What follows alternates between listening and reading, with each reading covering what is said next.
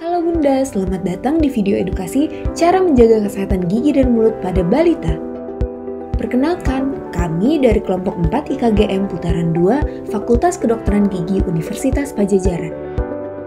Hari ini kami mau mempersembahkan sebuah video nih tentang gimana sih caranya menjaga kesehatan gigi dan mulut pada balita. Apakah para bunda sudah tahu? Kalau belum, yuk kita simak videonya bareng-bareng. Menjaga kesehatan gigi dan mulut pada masa bayi dan balita sangat penting loh bun. Masa ini adalah masa emas untuk pertumbuhan gigi dan mulut anak, sehingga dapat mempengaruhi tumbuh kembang fisik dan gigi anak ke depannya. Jadi yuk kita belajar dulu tentang gigi dan mulut. Jadi bun, gigi adalah bagian tubuh yang digunakan dalam mengolah makanan. Gigi berfungsi untuk menggigit, memotong, merobek, dan juga mengunyah makanan. Nah, pada setiap gigi terdapat 3 bagian, yaitu bagian mahkota, leher, dan juga akar gigi. Mahkota adalah bagian yang tampak dari luar. Setiap jenis gigi memiliki bentuk mahkota yang berbeda-beda. Leher gigi adalah bagian yang ada di dalam gusi dan terlindung dan merupakan batas antara mahkota dengan akar gigi. Sedangkan akar adalah bagian yang terdapat pada bagian dalam rahang. Gigi itu punya banyak lapisan loh bun. Yang paling luarnya disebut lapisan email.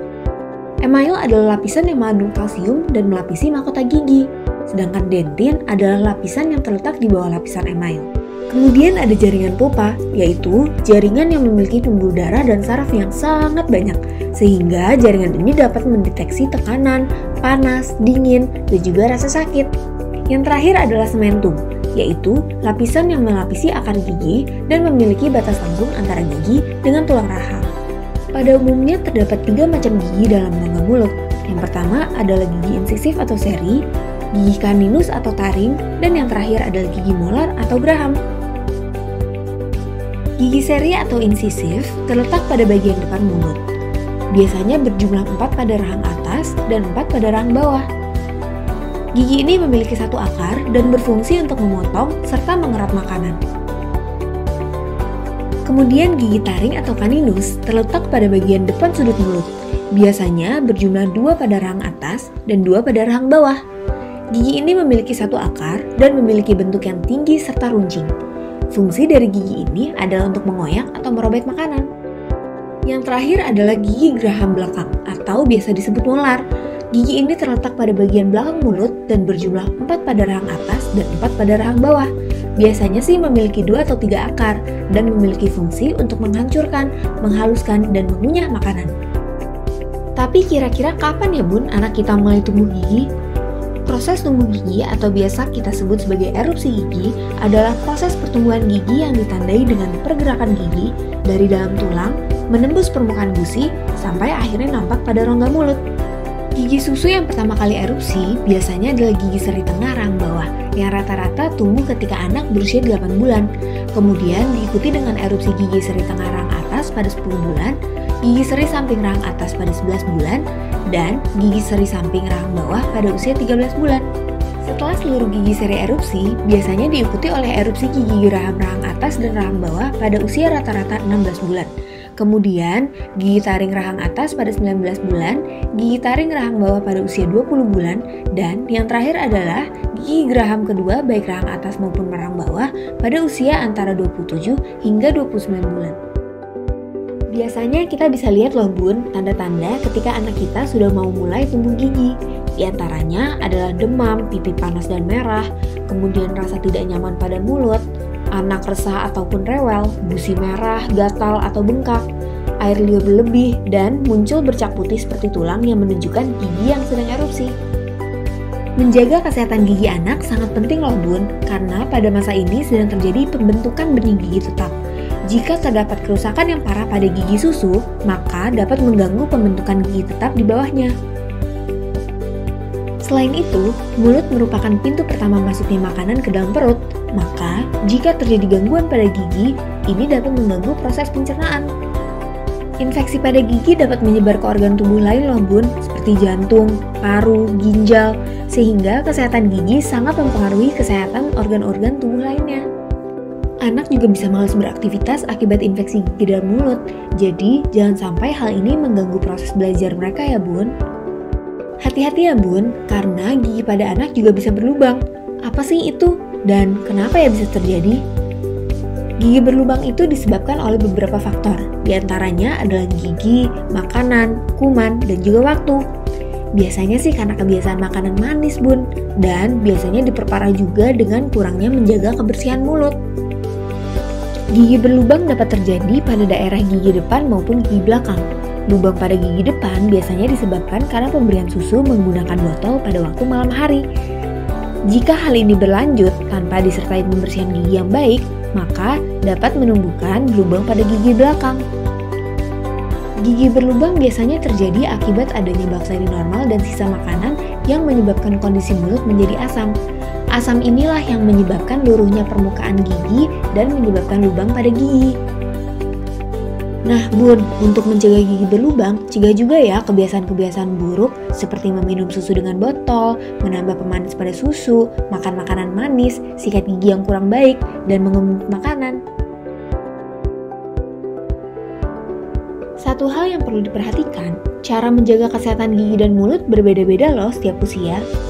Untuk bayi usia 0-6 bulan, gunakan kain kasa yang lembut dan lembab untuk membersihkan gusi. Seperti yang tadi sudah dikatakan, jangan biasakan anak minum susu botol sebelum tidur ya Bun, apalagi menambahkan pemanis. Saat memasuki usia 6-12 bulan, bersihkan rongga mulut anak dengan sikat gigi tanpa menggunakan pasta gigi. Biasakan anak yang sudah berusia 1 tahun untuk minum menggunakan cangkir, dan kurangi konsumsi makanan manis ya. Saat anak sudah berusia 1-2 tahun, pastikan memberi makan mereka penuh dengan nutrisi. Mulai juga ajarkan mereka untuk menyikat gigi 2 kali sehari dengan menggunakan sikat berbulu halus dan pasta gigi. Jangan lupa mulai ajak anak untuk rutin periksa ke dokter gigi setiap 3-6 bulan sekali. Nah, jika anak sudah berusia 3 tahun, tetap ajarkan mereka untuk sikat gigi 2 kali sehari ya, pagi setelah sarapan dan malam sebelum tidur dengan pasta gigi yang mengandung fluoride. Sangat diharapkan untuk para bunda membantu anak-anak menghilangkan kebiasaan buruk ya, seperti bernafas melalui mulut, menghisap ibu jari, mendorong lidah, dan juga menggigit bibir bawah. Hal-hal ini dapat mengganggu perkembangan gigi anak loh. Nah, para bunda pasti sudah tahu dong seberapa pentingnya menyikat gigi untuk menjaga kesehatan gigi dan mulut pada anak. Teknik penyikatan gigi yang kita gunakan untuk anak-anak disebut sebagai teknik Founds. Pertama, gigi harus dalam kondisi dikatukan. Kemudian, bulu sikat gigi diletakkan tegak lurus terhadap permukaan gigi. Dan pergerakan sikat giginya dengan cara membulat atau melingkar secara perlahan. Seperti ini nih. Selain penyikatan gigi, melindungi gigi dengan fluoride juga sangat penting loh. Apa sih fluoridasi gigi itu? Fluoridasi gigi adalah suatu tindakan pencegahan dengan mencuci gigi dengan fluoride di seluruh permukaan gigi, sehingga gigi akan lebih tahan terhadap potensi gigi berlubang. Tindakan ini biasanya dikerjakan oleh dokter gigi. Dokter gigi akan membersihkan gigi terlebih dahulu dan mengeringkannya dengan semprotan udara. Kemudian dokter gigi mengoleskan fluoride berbentuk gel pada lapisan terluar gigi. Prosedur ini dilakukan 2 kali dalam setahun sampai anak mencapai usia remaja.